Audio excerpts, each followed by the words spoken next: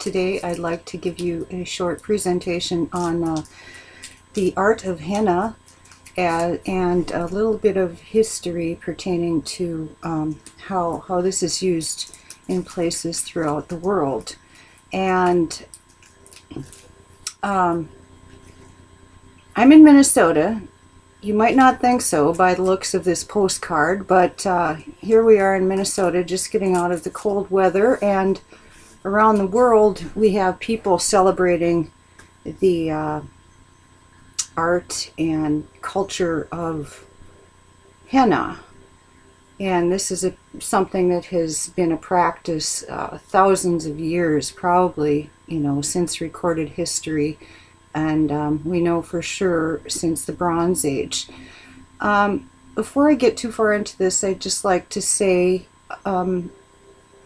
if you could check out my document file, which has references to Catherine Cartwright Jones. And I've looked into henna quite a bit and have found that she is the ultimate authority on henna. Has done a great deal of research and done her master's thesis on henna and its history throughout the world. So online I have links in the course document. I have links to where you can find ebooks by her. So those are great references to look at. Okay, today I just wanted to show a short film about how henna is done and kind of how it looks when it's finished, and we'll start at the end and work to the beginning. That's how things work some days. And so first of all, I will show you my hand, which I have already decorated with some henna, and I'm going to apply a little bit more to it to touch it up. This is my personal celebration of spring, and as you can see, the symbolism here includes nature theme. There is the flower in the center, which can take on a different meaning about the flower in my center, how I connect with this universe. Regardless, I wanted to show you some of the makings of henna.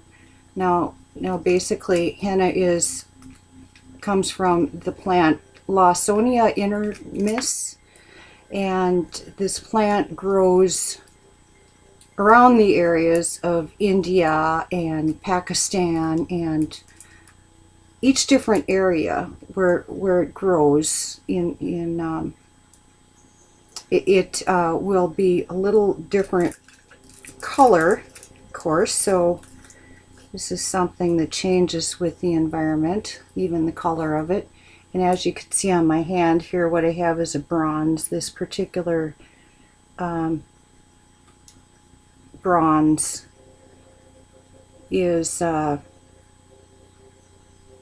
probably from Pakistani, and in other areas it may be darker, it may be more yellow, and it depends on the skin type how the stain comes out. But it's basically a plant that is ground up, and we add a little bit of like lemon juice and sugar, and it makes a paste which goes into cones that we roll up, sort of like decorating a cake it is. And this gets put on the hand as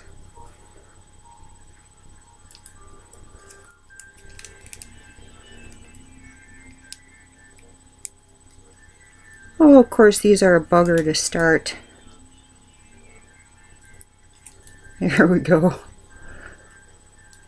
I'm just going to touch up the flower so you can see how this is done.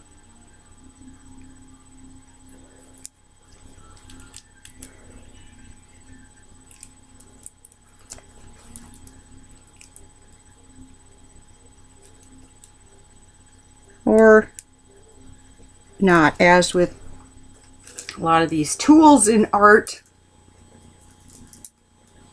sometimes we get a clog. So I'm going to move on to a different cone here.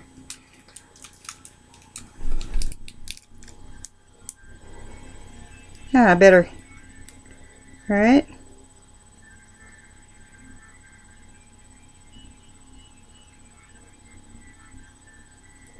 And when I am doing my own art therapy, I like to listen to nice relaxing music. What I have on in the background may be therapeutic to you too. I'm listening to some music. It's on sky.fm. And no, I'm not getting paid to say that. It's just nice music. They do have world music too, and that relates to the subject at hand. So that's what I'm playing. World music.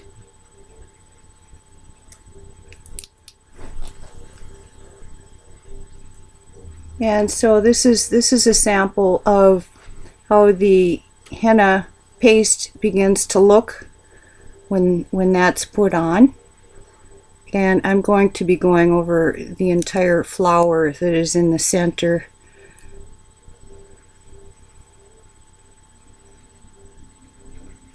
What happens after this paste is put on is that it needs to be left on for, oh, the best would be up to like 24 hours.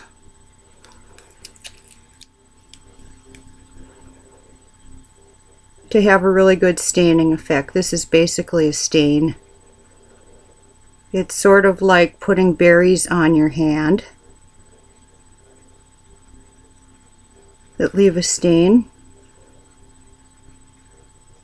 This also, for people throughout the world too, traditionally was used as a hand and foot conditioner,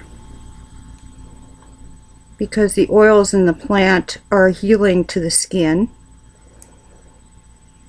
Women often worked out in the fields and would need in this dry weather to have a skin conditioner, so that is one of the practical reasons for using henna. But also artistically and as a community, it's a good process because it would gather women together for their day where they could practice art and have some good communication, sort of a spa day as it were.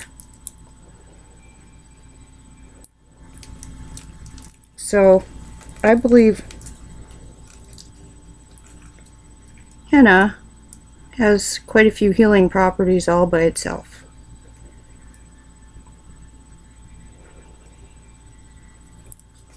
I have a little bit of a mess going on here.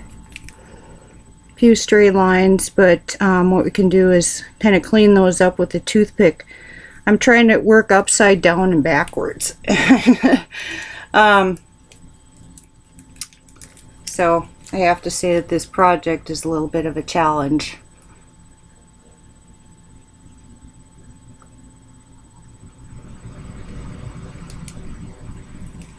And I'm going to leave that basically the way it is, do a little bit of cleanup on the edges, and say happy spring.